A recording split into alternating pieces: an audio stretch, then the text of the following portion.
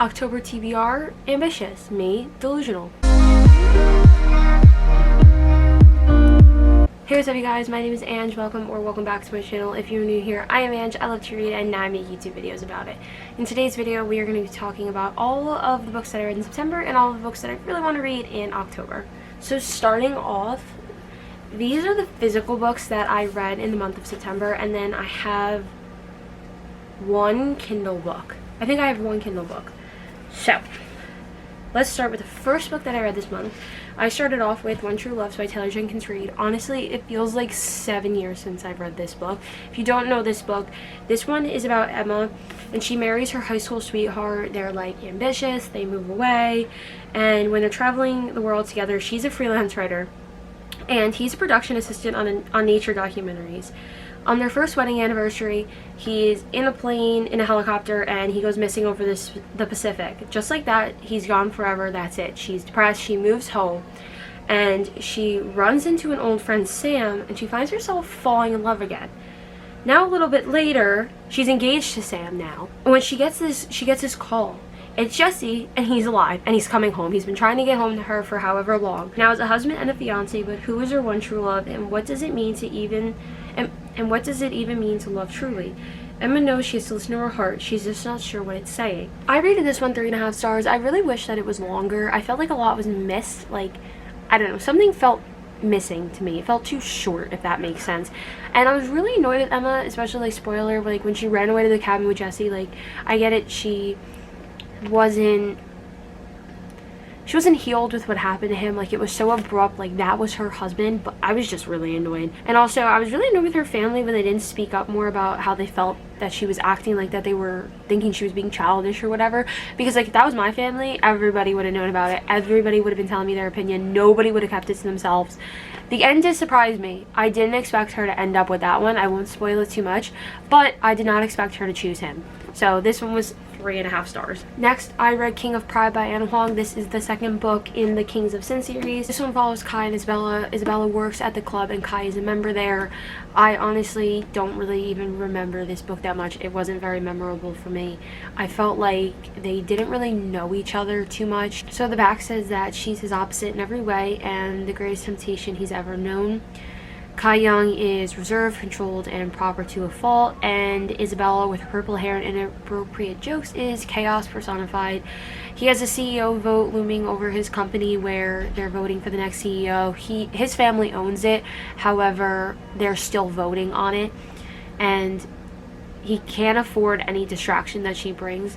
She is everything that he shouldn't want, but with every look and every touch, he's tempted to break all his rules and claim her as his own. She's bold, she's impulsive, she's full of life, and she's never met a party she doesn't like or a man she couldn't charm except for Kai. It shouldn't matter, he's not her type. The man translates classics into Latin for fun, and his membership at the exclusive club where she bartends means that he's strictly off limits. But she can't deny that beneath his cool exterior is a man who can make her melt with just a touch. No matter how hard they try, they can't resist giving into their forbidden desires, even if it costs them everything. I love the author's writing, and I love the story, but I felt like Isabella and Kai barely knew each other, and then all of a sudden they were in a relationship. It just wasn't really a memorable read for me, so therefore I gave it 3.5 stars. It felt very slow but fast at the same time, if that makes any sense.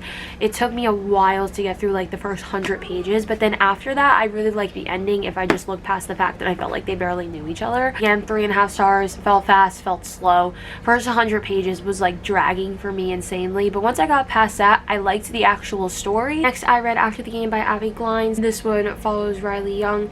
She fled Lawton, Alabama after she accused the oldest Lawton son, Rhett, of doing something to her that resulted in her daughter. Nobody believed her. They basically like ran her out of town. So now he's off at college living the life that he was afraid he'd lose with Riley's accusation. So she moved back to Lawton to take care of so her and her parents could take care of her grandmother. However, the town has not forgotten how much they hate her for accusing the Lawton son of that. Even though it's the truth, they still don't believe her. He's like top guy there. That family is the Lawton family of Lawton, Alabama. So they haven't forgotten that. However, so they treat her terribly there, like literally terribly. So when town golden boy Brady Higgins finds Riley and her daughter stranded on the side of the road in a storm, he pulls over, he gives them a ride. Not because he cares about Riley, but because she has a kid. You know, wink wink. But after that simple car ride, he begins to question everything he thought he knew. Could Brady believe Riley and risk losing everything? So the story follows them. he tries to convince everybody that she wasn't lying, it's the truth, blah blah blah. These books, there's a couple, I think there's 9 or 10 of these, I'm not exactly sure. It's the Field Party series by Abby Glines. They're super cute and they're quick reads for me. However, like at the end of it, when they were really together and he was gonna go off to college and blah blah blah, like he was being very immature and she was being a great mom with the whole, I'm not gonna uplift my daughter's life to go stay in a family dorm room with you, like it's not happening. Like I thought he was being very immature in that sense, but again, like they're like 18, so of course she's gonna be immature. So this one got 3 stars for me. They're not 5-star reads. They're cute, they're quick, they're young adult reads. I do like them though, so I will be finishing the series soon. So this one was 3 stars, cute, fast-paced reads. Next book I read was on my Kindle. I read Promises We Meant to Keep by Monica Murphy. This one follows Spencer, I think it was Whit's best friend from the first book, and Whit's little sister Sylvie. I rated this one 4 stars. I thought it was crazy. So this one is Spencer Donato, my brother's best friend, my dirty little secret. We fell for each other at Lancaster Prep, sneaking around, not wanting anyone to find out. He was my first love, my protector, my knight in shining armor. We were made for each other, and I truly believed he was my forever. But then I did the unthinkable and betrayed him in the worst possible way. I thought I lost him for good, until I saw him at my brother's wedding. Now he's older, crueler, unbearably handsome. We're drawn to each other still, but will Spencer be there for me when I need him the most, or did I ruin us once again? You really gotta be like in the mood to read about these kinds of guys. Like, I was like, like I didn't really love Sylvie. Annoyed me. Like I know that she went through a lot, like her mother was a lot, but she annoyed me so bad. I don't know. It definitely wasn't a 5-star read for me, but I love Monica Murphy's writing. I just didn't like Sylvie. Sorry.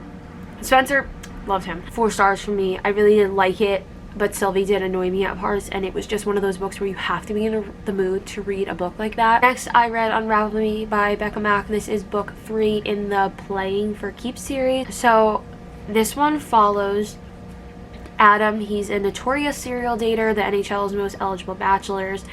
He had an ex-girlfriend who cheated on him, and now he's just been going on date after date after date. Finally, one day, his dog decides to play matchmaker. They're on a walk through the forest, and his dog takes off running, and he tackles this girl who's walking with a dog. Her name is Rosie. She's walking a dog from the shelter that she works at. She's going to be a vet. She has absolutely no idea who he is, and he loves that because every date that he's been on, it's been like, oh, so when's your next contract? Or, oh, what about this? Or what about that? So finally meeting somebody that doesn't know who he was like, oh my God, I want to be with you. He lies to her about who he is, and he keeps it a secret for a very long time, and that becomes like an issue between them. So I rated this one 3.25 stars. I try not to do 0.25 or 0.75. I try to not even do 3.5 as much as I can because I hate that Goodreads does not have a 0.5 option. I just couldn't figure out how to rate this book because it wasn't just a 3-star to me, but it wasn't a 4-star for me. Like I was very like, things I loved, things I hated. I love the banter between all the boys, but come on, like they're grown men, and sometimes they felt like they were a little bit too childish or too immature for me, just at points. Like a lot of their banter, like I did love, but they just felt very childish sometimes.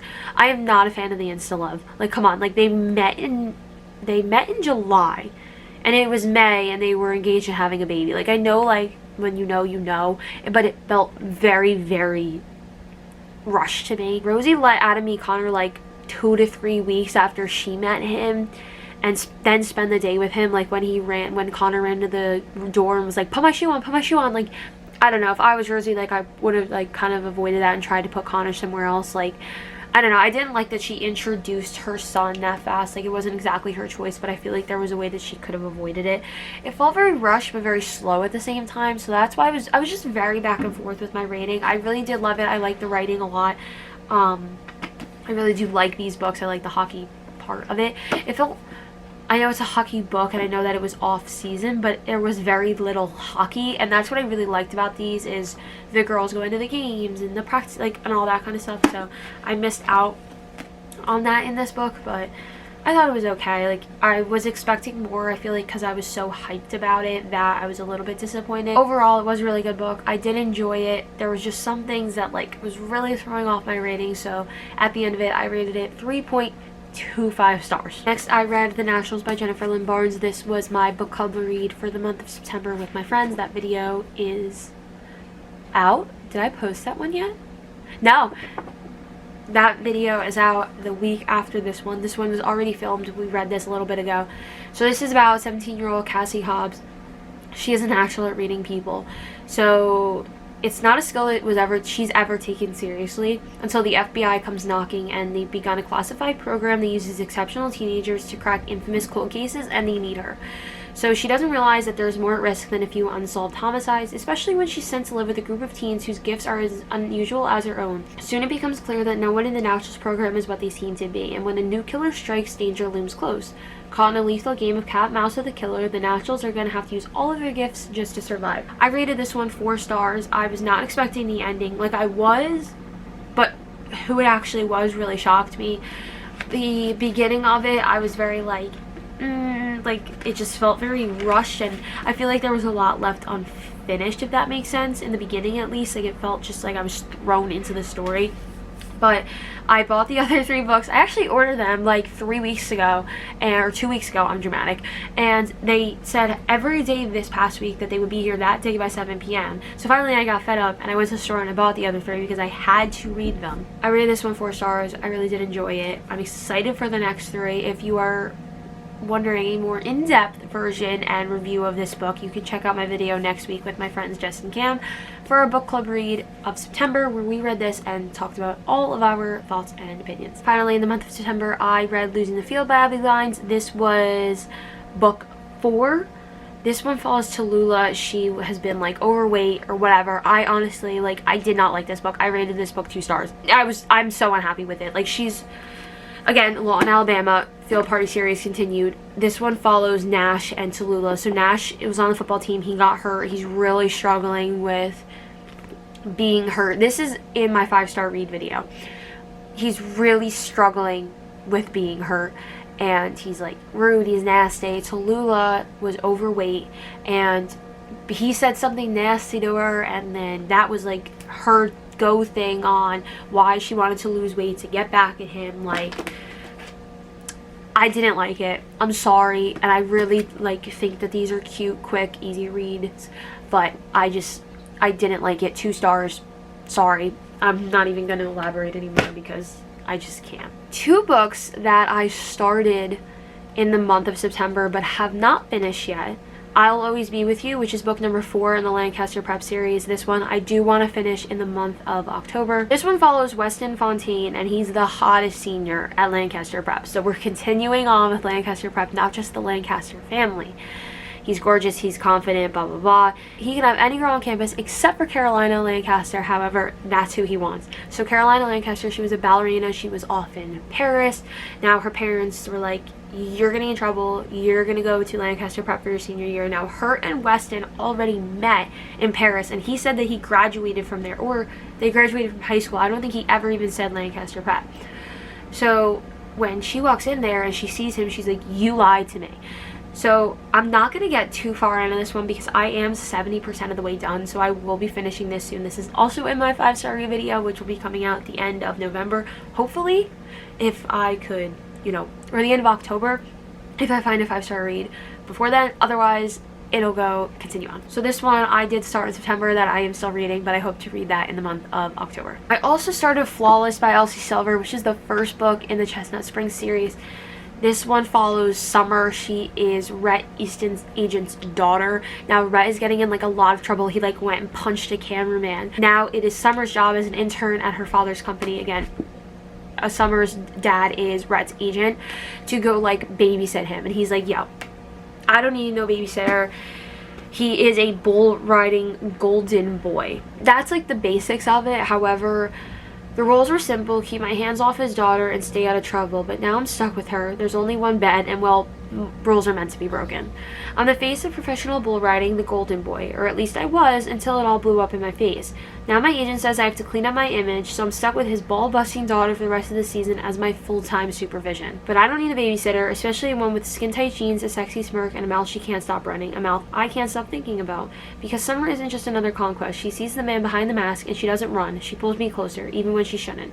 She says this means nothing. I say this means everything. I'm on chapter 20, so I am like more than halfway through it, and I am loving this book. So I have the other three books. I know that the other one, people are just getting their arcs for it, so I'm excited for that one. I know that that is Bo's book, so I'm loving this book so far, so I will be finishing this one very soon. The book club read for the month of October is the X Hex by Erin Sterling.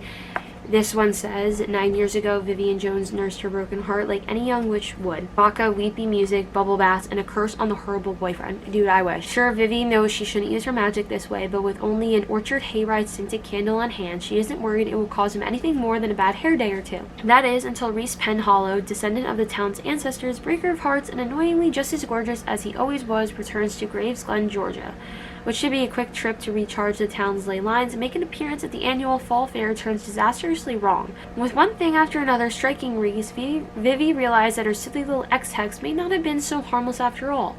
Suddenly, Graves Glen is under attack from murderous wind-up toys, a pissed-off ghost, and a talking cat with some interesting things to say. Vivi and Reese have to ignore their off-the-charts chemistry to work together to save the town and find a way to break the breakup curse before it's too late. This is just going to be an easy, fast-paced, cute read. I've heard some good things about this book, so I'm excited for it. I hope it lives up to the hype because I read some like TikTok cutesy Halloween fall vibes books last year and I wasn't feeling them, so I'm hoping for the best for this one. Next, I want to read book 2 in the Natural series, which is Killer Instinct by Jennifer Lynn Barnes, obviously.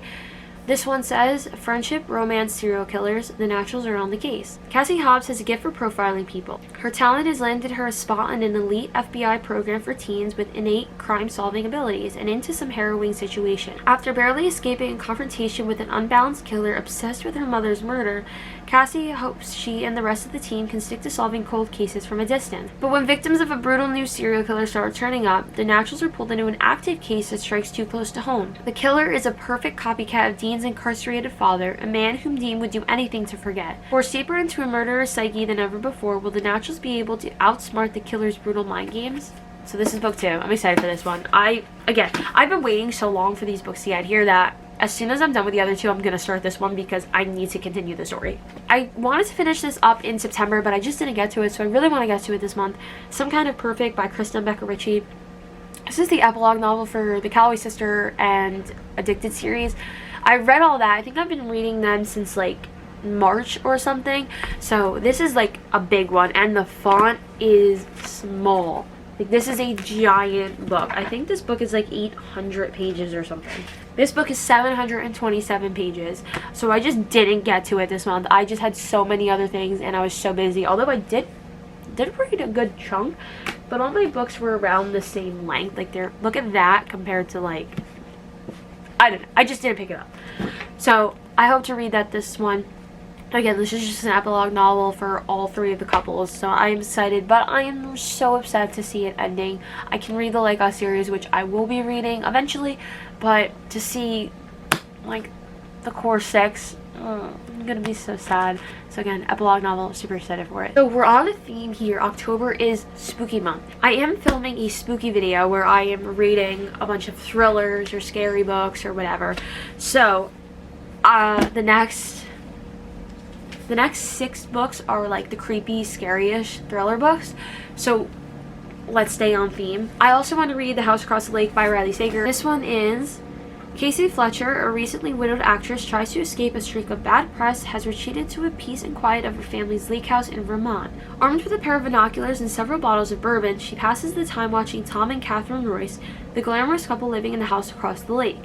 They make for good viewing. A tech innovator, Tom is powerful, and a former model, Catherine is gorgeous. One day on the lake, Casey saves Catherine from drowning, and the two strike up a budding friendship.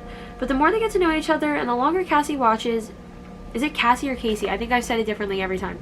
and the longer Casey watches, it becomes clear that Catherine and Tom's marriage isn't as perfect as it appears. Catherine suddenly vanishes. Casey immediately suspects Tom of foul play.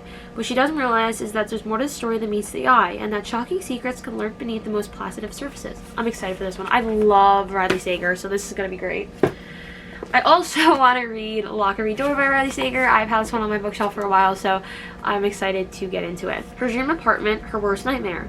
After responding to a mysterious newspaper advertisement, Jules Larson gets a job as an apartment sitter at the Bartholomew, one of Manhattan's most famous and secretive buildings. Already sounds scary. At first, the extravagance of the Bartholomew feels like a lucky break for recently heartbroken and penniless Jules, who has been haunted by misfortune for most of her life. But when a fellow apartment sitter in the building goes missing, Jules begins to suspect there are dark forces at work behind the Bartholomew's glamorous facade. Digging deeper into the building's past, Jules soon realizes that the Bartholomew is more dangerous than she thought, and that escape may be impossible. Creepy. I hope that it's not Ghost, because I don't mess with Ghost. It's gonna be Ghost. I'm gonna be so creeped out. Next, I want to read The Coworker by Freida McFadden. This is the author of The Housemaid. I have not read The Housemaid. I know that people love that book. It's very... Because I have a hardcover after it. Look how tiny it looks. But I want to read The Coworker by Freida McFadden this month. This was a new release. I saw it at Barnes & Noble and I picked it up because it looked very interesting. So this one is two women, an office filled with secrets, one terrible crime that can't be taken back. Dawn's shift is strange. At least everyone thinks so at Vicks, the nutritional supplement company where Dawn works as an accountant. She never says the right thing, she has no friends, and she is always at her desk at precisely 8:45 a.m.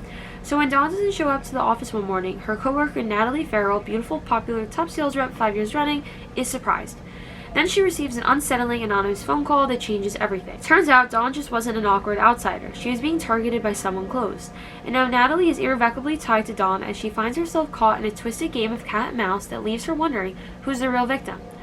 But one thing is incredibly clear. Somebody hated Dawn Schiff enough to kill. This one's going to be so interesting. I'm so excited for this one. I feel like that's going to be so good. Next, I want to read All Good People Here by Ashley Flowers. She is a Crime Junkie podcast. If anybody's seen that, I love listening to that podcast. I listen to it all the time. So when I saw this in Target, I immediately had to get it and have to read it. So this one is basically... Everyone from Indiana remembers the infamous case of January Jacobs, who was discovered in a ditch hours after her family awoke to find her gone. Margot Davies was 6 at the time, the same age as January, and they were next door neighbors. In the 20 years since Margot has grown up, moved away, and become a big city journalist, but she's always been haunted by the feeling that it could have been her, and the worst part is January's killer has never been brought to justice. When Margot returns home to help care for her uncle after he's diagnosed with early onset dementia, she feels like she's walked into a time capsule. This town, who I can't pronounce, in Indiana, is exactly how she remembers. News breaks out about 5-year-old Natalie Clark from the next town over, who's gone missing under circumstances eerily similar to January's. But with all the odd feelings rushing back, Margot vows to find Natalie and to solve January's murder once and for all. But the police, Natalie's family, the townspeople, they all seem to be hiding something. And the deeper Margot digs into Natalie's disappearance, the more resistance she encounters and the colder January's case feels. So this one's going to be good. I hope it's really good because I love that podcast, so I feel like if anybody can write a book that is about the disappearance and everything like that, I think that it's Ashley Flowers, so I'm excited for it. Staying on trend with Riley Sager, I want to read The Only One Left by Riley Sager. Again, I think that this was a Target buy. This was in my book buy man video. A lot of these are. So this one is about, at 17, Lenora Hope hung her sister with a rope. Now reduced to a schoolyard chant, the Hope family murder shocked the Maine coast one bloody night in 1929. While most people assume 17-year-old Lenora was responsible, police were never able to prove it. Other than her denial after the killing, she has never spoken publicly about that night, nor has she set foot outside Hope's End, the cliffside mansion where the massacre occurred. Stabbed her father with a knife, took her mother's happy life. It's now 1983, and home health aide Kit McDeer arrives at a decaying Hope's End to care for Lenora after a previous nurse fled in the middle of the night. In her 70s and confined to a wheelchair, Lenora was rendered mute by a series of strokes, and she could only communicate with Kit by tapping out sentences on an old typewriter. One night, Lenora uses it to make a tantalizing offer. "I want to tell you everything." "It wasn't me," Lenora said, "but she's the only one not dead." As Kit helps Lenora write about the events leading to the Hope family massacre, it becomes clear there's more to the tale than people know. But when new details about her predecessor's departure come to light, Kit starts to suspect Lenora might not be telling the complete truth, and that the seemingly harmless woman in her care could be far more dangerous than she first thought. This is gonna freak me out. I can tell that this one is gonna freak me out. It's so creepy, but I'm so excited for it. And finally, in the month of October, I want to read You Shouldn't Have Come Here by Geneva Rose. She is the author of The Perfect Marriage and One of Us is Dead. I loved both of those books, so when I saw this, I had to get it. This one follows Grace Evans, an overworked New Yorker looking for a total escape from her busy life, books an Airbnb on a ranch in the middle of Wyoming. When she arrives at the getaway, she's pleased to find that the owner is a handsome man by the name of Calvin Wells, and he's eager to introduce her to his easygoing way of life. But there are things Grace discovers that she's not too pleased about: lack of cell phone service, a missing woman, and a feeling that something isn't right with the ranch. Despite her uneasiness, the two bond and start to fall for one another. However, as their departure date nears, things change for the worst. What began as a playful romance soon turns into a complicated web of lies. Grace grows wary of Calvin as his infatuation for her seems to have morphed into obsession. Calvin fears that Grace is hiding something from him, including her reason for staying at his ranch to begin with. Vacation flings typically end in heartbreak, but for Grace and Calvin, it'll be far more destructive. This is creepy. What I love about Geneva Rose's books is that you're not expecting the twist, and you're like, oh my god, why didn't I think of that? So I'm excited for this one. So those are all the books that I read in the month of September, and all the books that I really, really want to get to in the month of October. So thank you so much for watching. I really appreciate it, and I will see you all next time. Bye!